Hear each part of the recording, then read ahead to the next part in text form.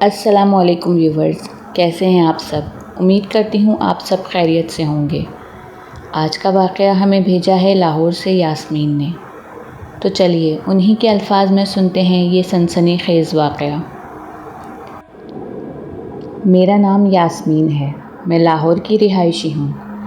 آج جو واقعہ آپ کے ای میل ایڈریس پر سینڈ کر رہی ہوں وہ میرا ذاتی نہیں بلکہ میری ایک سہیلی کی کزن کا ہے، جس پر ایک خبیث جن عاشق تھا۔ وہ لڑکی اتنی خوبصورت تھی کہ آپ اور میں گمان بھی نہیں کر سکتے، اور اس کے ساتھ جو ہوا وہ بھی آپ اور میں گمان نہیں کر سکتے۔ اس کے ساتھ ایسا کیا ہوا تھا، جاننے کے لیے مکمل واقعہ ضرور سنیے گا۔ میری دوست رخسانہ میری عزیز ترین دوست تھی۔ اسی نے یہ واقعہ مجھے سنایا تھا۔ یہ تب کی بات ہے جب رخسانہ تقریباً 10-15 سال کی تھی۔ اس کی ایک کزن جس کا نام فاطمہ تھا، وہ پورے خاندان کی سب سے حسین لڑکی تھی۔ رخسانہ کی دوست ہونے کے ساتھ ساتھ وہ اس کی خالہ زاد بہن بھی لگتی تھی۔ گرمیوں کی چھٹیاں گزارنے وہ لوگ اپنے گاؤں جایا کرتے تھے، جہاں ان کے نانا نانی کا گھر تھا، اور اس کے قریب ہی ان کے دادا دادی کا بھی گھر تھا، اور ان دونوں گھروں کے درمیان ویرانہ تھا، جدھر بوڑھے برگد کے درخت، شیشم کے درخت اور پیپل کے درخت اندھیرے میں بدروحوں کی طرح لگتے تھے۔ وہ جگہ ایک مختصر سا جنگل تھی، اور اس کے متعلق یہ مشہور تھا کہ وہاں جنات کا بسیرا ہے، اور وہ کوئی نیک جنات بھی نہیں تھے بلکہ وہ کافر تھے، ہندو جنات کا مسکن تھی وہ جگہ۔ سب کی طرح فاطمہ میں بھی یہ تجسس تھا کہ آخر اس جگہ ایسا کیا ہے جو سب وہاں جانے سے منع کرتے ہیں۔ وہ وہاں جانا چاہتی تھی، لیکن اسے ٹائم نہیں ملتا تھا۔ ہر وقت کوئی نہ کوئی اس کے ساتھ رہتا تھا، کبھی خالہ، کبھی پھپھو۔ وہ لوگ اس معاملے میں فاطمہ کا بہت دھیان رکھتے تھے۔ خصوصاً اس کی امی اس کا بہت دھیان رکھتی تھیں، کہیں اس کے ساتھ بھی وہی حادثہ پیش نہ آ جائے جو اس گاؤں کی ایک لڑکی کے ساتھ ہوا تھا۔ اور فاطمہ تھی بھی ماشاءاللہ بہت پیاری۔ اس کی آنکھیں بالکل نیلی تھیں، جن میں بہت کشش تھی۔ اس کا رنگ بہت گورا تھا، اور اس کی گردن پر ایک تل تھا۔ اس کی جسامت بھی قدرتی طور پر ایسی تھی جیسے وہ کوئی پری ہو۔ اس کے لمبے بال گھٹنوں تک آتے تھے۔ یہ سب چیزیں اس بات کی وجہ تھیں کہ اس کے گھر والے اس قدر خوفزدہ رہتے تھے۔ وہ جب بھی باہر جاتی تھی، اسے اس ویران جگہ کے پاس سے گزرتے ہوئے ایسا محسوس ہوتا تھا جیسے کوئی اسے دیکھ رہا ہے، لیکن وہ مجبور تھی۔ اس کے ساتھ ہر وقت کوئی نہ کوئی ہوتا تھا، اس لیے وہ اس جگہ نہیں جا پاتی تھی۔ آخر ایک دن اسے موقع مل گیا۔ شدید گرمیوں کے دن تھے اور باہر لو چل رہی تھی۔ کوئی دوپہر کے 2 بجے کا وقت ہوگا، جب سب اپنے اپنے کمروں میں سو رہے تھے اور فاطمہ اپنے کمرے میں بیٹھ کر ڈائری لکھ رہی تھی۔ اچانک اسے ایسا محسوس ہوا جیسے کوئی اسے اس کے نام سے پکار رہا ہے۔ پہلے تو اسے ایسا لگا جیسے اس کا وہم ہے، مگر پھر اسے دوبارہ کسی کی آواز سنائی دی۔ ایسا لگا شاید کوئی دروازے پر ہے۔ اس نے دروازہ کھول کر باہر جھانک کر دیکھا، کوئی بھی نہیں تھا۔ لیکن پھر اس کی نظر اس ویرانے کی طرف اٹھ گئی۔ اس نے سوچا کہ آج میرے پاس موقع ہے، میں دیکھ کر تو آؤں کہ وہاں ایسا کیا ہے جو سب مجھے وہاں جانے سے منع کرتے ہیں۔ فاطمہ بنا دوپٹے کے دروازے میں کھڑی ہوئی تھی۔ اس نے سوچا اگر دوپٹہ لینے اندر جاؤں گی تو کسی نہ کسی کی آنکھ کھل جائے گی، اس لیے وہ بنا دوپٹے کے ہی اس ویرانے کی طرف چل پڑی، اور یہی اس کی زندگی کی سب سے بڑی غلطی تھی۔ اس وقت اس نے سفید رنگ کا لباس پہنا ہوا تھا اور بال کھولے ہوئے تھے۔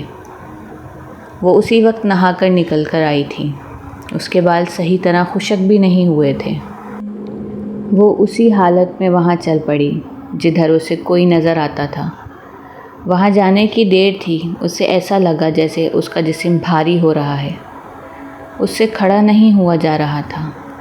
وہ وہیں درخت پکڑ کر بیٹھ گئی۔ اسے اپنا کوئی ہوش نہیں تھا۔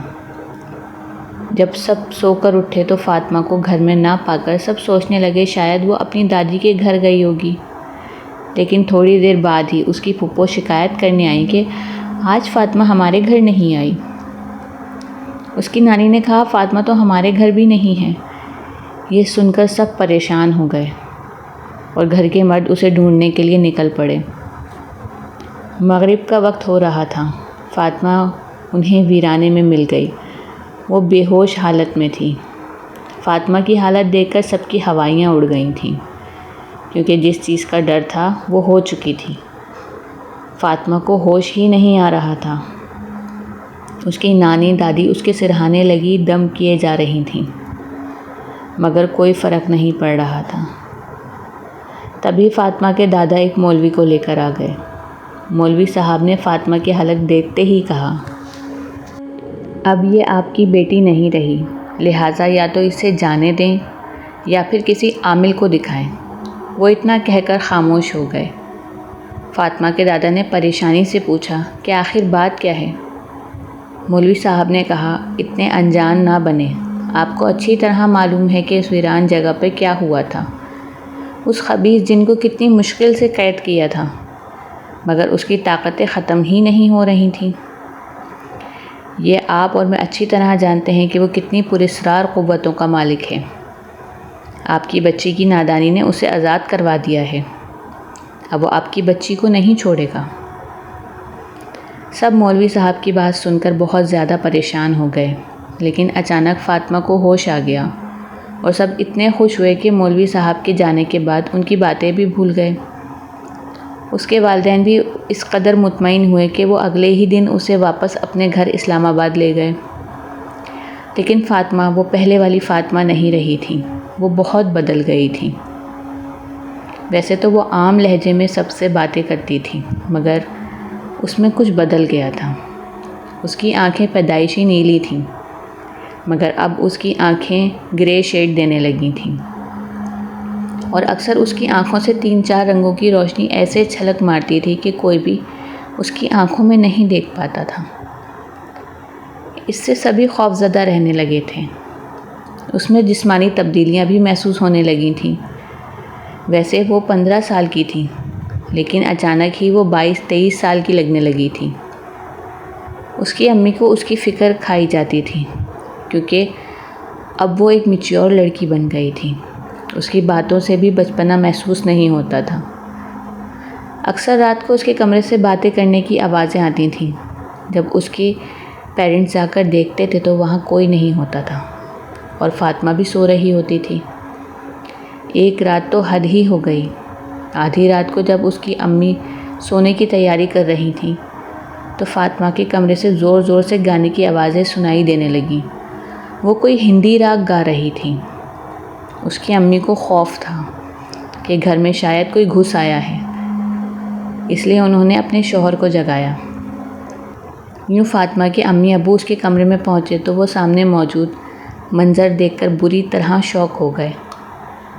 سامنے فاطمہ موجود تھی، مگر کسی اور ہی روپ میں۔ وہ ان کی بیٹی تو ہرگز نہیں لگ رہی تھی۔ اس نے سرخ رنگ کی ساڑی پہنی ہوئی تھی، ماتھے پہ بندیا اور مانگ میں سندور سجا کر ہندو سہاگنوں کی طرح سر سے پیر تک سجی ہوئی تھی۔ اس نے کلائیوں میں درجن درجن بھر چوڑیاں پہنی ہوئی تھیں اور پیروں میں پازیب پہنے ہوئے تھی۔ اس نے گلے میں منگل سوتر بھی ڈالا ہوا تھا۔ جب اس کی امی نے قریب جا کر غصے سے پوچھا کہ فاطمہ یہ کیا طریقہ ہے، تم نے اپنا کیا حلیہ بنایا ہوا ہے، تب فاطمہ بری طرح طیش میں آ گئی۔ وہ چلا رہی تھی، لیکن اس کے چلانے میں کسی مرد کی آواز شامل تھی۔ پھر وہ اسی مردانہ آواز میں زور زور سے بولنے لگی، یہ تمہاری فاطمہ نہیں ہے، یہ میری پتنی ہے، میں بہت جلد اس کو اپنے ساتھ لے جاؤں گا۔ اس کے والدین اس کی حالت دیکھ کر بہت پریشان ہو گئے۔ انہوں نے جیسے جیسے کر کے وہ رات گزاری۔ پھر اگلے دن صبح ہوتے ہی گاؤں فون کر کے اپنے سب گھر والوں کو اسلام آباد بلا لیا۔ جب وہ لوگ وہاں آ گئے تو انہیں ساری صورتحال بتائی۔ اس کی دادی نے بتایا کہ ہمارے گاؤں کی ایک لڑکی کے ساتھ پہلے بھی ایسا ہوا تھا، مگر اس وقت قسمت اچھی تھی کہ ایک اچھا عامل مل گیا تھا جس نے اس جن کو ویرانے میں قید کر دیا تھا، لیکن اب فاطمہ نے اسے آزاد کر دیا ہے۔ سب پریشان تھے کہ اب تو کوئی ایسا عامل ملے گا یا نہیں، پھر کیا کیا جائے۔ پھر اچانک فاطمہ کے ابو کو خیال آیا کہ ان کا اسسٹنٹ بھی تو روحانی علاج کرتا ہے، اسے بلا لیا جائے۔ اسسٹنٹ ایک نوجوان لڑکا تھا۔ انہوں نے اس کو بلایا۔ اس نے ساری بات سننے کے بعد کہا، میں تو نہیں، میرے استاد جی یہ کام کر سکتے ہیں، انہیں بلانا پڑے گا۔ تب تک کے لیے میں آپ کو ایک نقش دیتا ہوں، وہ کیسے بھی کر کے فاطمہ کے گلے میں ڈال دیجیے گا، اور یاد رہے کہ وہ تعویذ نہ اتارے۔ فاطمہ کے ابو نے اس کے کمرے میں جا کر دیکھا تو فاطمہ سو رہی تھی۔ انہوں نے جلدی سے وہ تعویذ اس کے گلے میں ڈال دیا۔ پھر وہ دوبارہ اپنے اسسٹنٹ کے ساتھ باہر آ گئے۔ اس نے کہا، میں جا رہا ہوں، شام کو اپنے استاد جی کو لے کر آؤں گا آپ کے پاس۔ تھوڑی دیر بعد فاطمہ کو بھی ہوش آ گیا۔ اسے اٹھنے کے بعد بہت بھوک لگ رہی تھی۔ اس کی امی نے جلدی جلدی اس کو ناشتہ بنا کر دیا، لیکن جب وہ ناشتہ کرنے لگی تو اس کو الٹیاں آنی شروع ہو گئیں۔ الٹیاں رکنے کا نام نہیں لے رہی تھیں۔ اس کے گھر والے پھر پریشان ہو گئے۔ انہوں نے ڈاکٹر کو بلایا۔ ڈاکٹر نے اس کا چیک اپ کرنے کے بعد کہا، آپ کی بیٹی پریگننٹ ہے۔ اس کے والدین بہت پریشان ہو گئے تھے، کیونکہ فاطمہ تو ہر وقت ان کی نظروں کے سامنے رہتی تھی۔ پھر ایسا کیسے ہو سکتا تھا؟ وہ سمجھ رہے تھے کہ اس سب کے پیچھے کس کا ہاتھ ہے۔ یہ سن کر فاطمہ کے چہرے پر مسکراہٹ آ گئی اور وہ اپنی ماں کی طرف دیکھ کر کہنے لگی، اب تم کچھ بھی کرتی رہو، کوئی عامل کچھ نہیں کر سکتا، وہ میری ہے اور میں اسے اپنے ساتھ لے کر ہی جاؤں گا۔ پھر اس نے عجیب سا قہقہہ لگایا اور وہ دوبارہ بے ہوش ہو گئی۔ شام میں وہ لڑکا اپنے استاد کو لے کر آیا۔ وہ بہت اچھے بزرگ تھے۔ انہوں نے گھر میں داخل ہو کر کہا، مجھے اس بچی کے پاس لے چلو، میں اس سے ملنا چاہتا ہوں۔ فاطمہ کے ابو انہیں فاطمہ کے پاس لے گئے۔ انہوں نے فاطمہ کے پاس جا کر اس کے چہرے کو غور سے دیکھا، پھر اس کے سر پر ہاتھ رکھا۔ اس کے سر پر ہاتھ رکھتے ہی انہیں سب کچھ پتہ چل گیا کہ وہ جن کب اور کیسے اس کے پیچھے پڑا تھا، اور اب ان کے تعلقات کی نوعیت کہاں تک پہنچ چکی ہے۔ انہوں نے افسوس سے سر ہلا کر فاطمہ کے ابو سے کہا، بہت دیر ہو گئی ہے، اب تو وہ اس بچی کو لے کر ہی جائے گا، لیکن ایک حل ہے، ہم آخری کوشش ضرور کر سکتے ہیں۔ ہمیں اس جن کو دوبارہ اسی ویران جگہ پر قید کرنا پڑے گا جدھر سے فاطمہ نے اسے آزاد کروایا ہے، اور اس کے لیے آپ کو اپنا دل پکا کرنا پڑے گا۔ آپ کو اپنی بیٹی کو اس درخت سے باندھنا پڑے گا۔ میں وہاں پر چلہ کروں گا، اور جس پہر میں کہوں آپ کو فاطمہ کو اس درخت سے کھول کر اس کے بال کاٹنے پڑیں گے، اور جو حصار میں نے تیار کیا ہوگا اس میں اسے بٹھانا ہوگا۔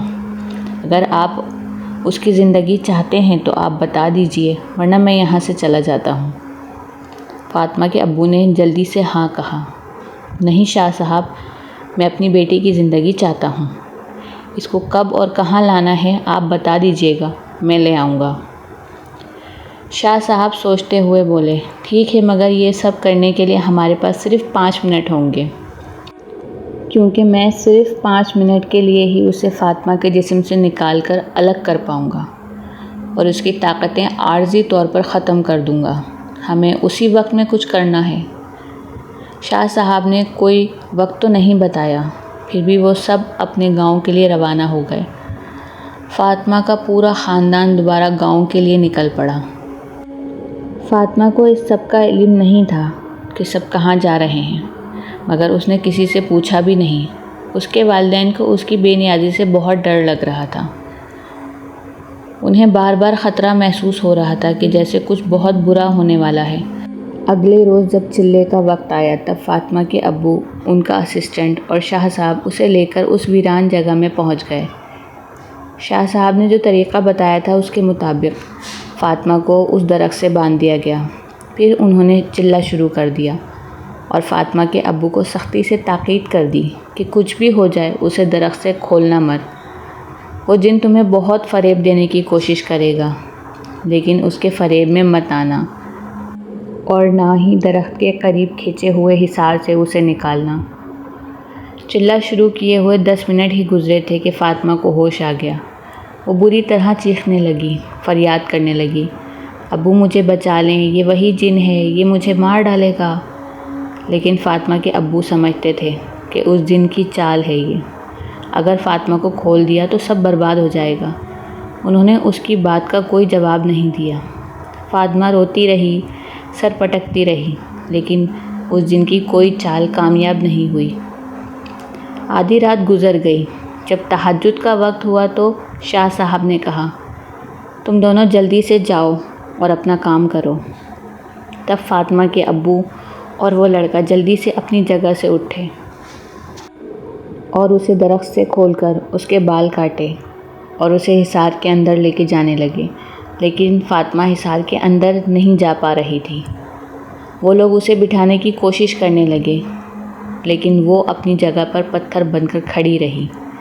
کوئی فائدہ نہیں ہو رہا تھا۔ شاہ صاحب نے دم کیا ہوا پانی فاطمہ کے اوپر چھڑکا تو وہ فوراً حصار کے اندر بیٹھ گئی۔ پھر انہوں نے ایک پڑا ہوا دھاگا اور اپنے شاگرد سے کہا، اسے لے کر جلدی سے اس درخت کے تنے پر باندھ دو۔ اس نے دھاگا فوراً درخت کے تنے پر باندھ دیا۔ دھاگا باندھتے ہی اس ویرانے میں بہت تیز شور سنائی دینے لگا۔ ہر طرف سے رونے کی، چیخنے کی اور دھاڑنے کی آوازیں سنائی دے رہی تھیں۔ پھر سناٹا چھا گیا، سب شانت ہو گیا۔ اب کوئی آواز سنائی نہیں دے رہی تھی۔ شاہ صاحب نے خوش ہو کر کہا، مبارک ہو، ہم کامیاب ہو گئے، آپ کی بچی بچ گئی ہے اور وہ بچہ بھی خود ہی ختم ہو جائے گا۔ انسان اور جن کا ملاپ کبھی نہیں ہو سکتا، آپ بے فکر ہو جائیں۔ مگر یہ سب کی بھول تھی کہ فاطمہ آزاد ہو گئی ہے۔ حقیقت میں ایسا کچھ نہیں تھا۔ وہ سب اپنے گھر آ گئے۔ 3 مہینے تک سب کچھ ٹھیک رہا، فاطمہ بھی پہلے جیسی ہو گئی۔ لیکن پھر 3 مہینے بعد فاطمہ کے پیٹ میں درد رہنے لگا۔ وہ کسی کو بتاتی بھی نہیں تھی، بس اپنی ڈائری میں خاموشی سے لکھتی رہتی تھی۔ ایک دن صبح بہت دیر ہو گئی، فاطمہ اپنے کمرے سے باہر نہیں آئی۔ اس کی امی کو اس کی فکر ہونے لگی۔ وہ اسے بلانے کے لیے اس کے کمرے میں گئیں، لیکن فاطمہ تو وہاں تھی ہی نہیں۔ انہوں نے گھر میں ہر جگہ اسے تلاش کیا، لیکن انہیں فاطمہ نہیں ملی۔ پھر انہوں نے پریشان ہو کر اپنے شوہر کو جگایا۔ اتنی دیر میں گاؤں سے فاطمہ کے ابو کو کال آ گئی، آپ جلدی آ جائیں۔ کال کرنے والے نے اتنی سی بات کر کے کال کاٹ دی۔ فاطمہ کے والدین کا دل دھڑک دھڑک کر کہہ رہا تھا کہ وہ فاطمہ کے لیے ہی انہیں بلا رہے ہیں۔ اس لیے انہوں نے دیر نہیں کی اور فوراً گاؤں کے لیے نکل گئے۔ جب وہ گاؤں پہنچے تو نہ جانے کیوں وہ اس ویرانے کی طرف چل پڑے۔ وہاں پہنچ کر ان کے پیروں تلے زمین نکل گئی۔ فاطمہ اس درخت کے پاس پڑی ہوئی تھی جس پر شاہ صاحب نے دھاگا باندھا ہوا تھا، اور وہ دھاگا درخت سے ٹوٹ کر نیچے گرا ہوا تھا۔ فاطمہ کی کلائیاں کٹی ہوئی تھیں اور ان سے خون بہہ رہا تھا۔ فاطمہ مر چکی تھی۔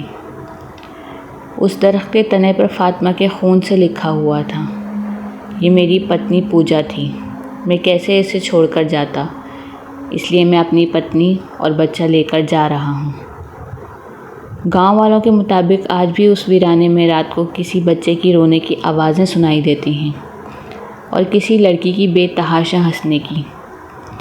وہ لڑکی خوشی سے کہہ لگا رہی ہوتی ہے اور بچہ بھوک سے بلک رہا ہوتا ہے۔ شاید فاطمہ نے اپنا خاندان آباد کر لیا ہے۔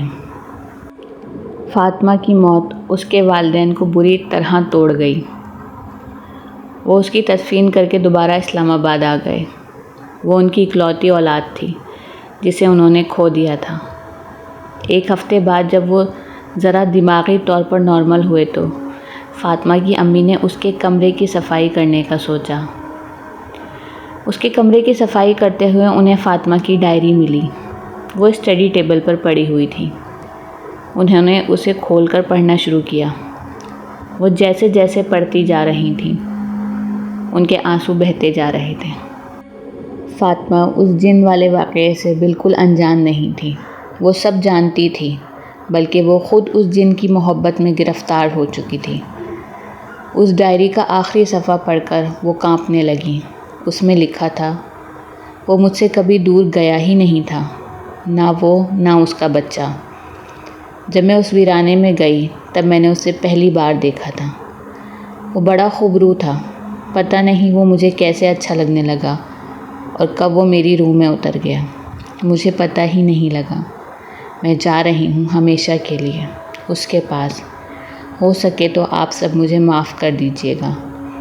میں آپ سب سے بہت محبت کرتی ہوں۔ میرے جانے کے بعد اپنا اور ابو کا بہت خیال رکھیے گا۔ اللہ حافظ۔ ویورز، یہ تھی وہ دل خراش داستان جو ہمیں لاہور کی یاسمین نے بھیجی تھی۔ یہ واقعہ پڑھ کر میرے اپنے رونگٹے کھڑے ہو گئے تھے، اور یہ سناتے ہوئے مجھے ایسا محسوس ہو رہا ہے جیسے کوئی میرے آس پاس موجود ہے اور مجھے دیکھ رہا ہے۔ اگر آپ نے بھی یہ واقعہ سنا ہے تو اپنے اوپر دم کر لیجئے گا، اور اگر آپ کے ساتھ بھی کوئی خوفناک واقعہ پیش آیا ہے تو لکھ بھیجیے ہمیں اپنی داستان ڈسکرپشن میں موجود ای میل پر۔ اللہ نگہبان۔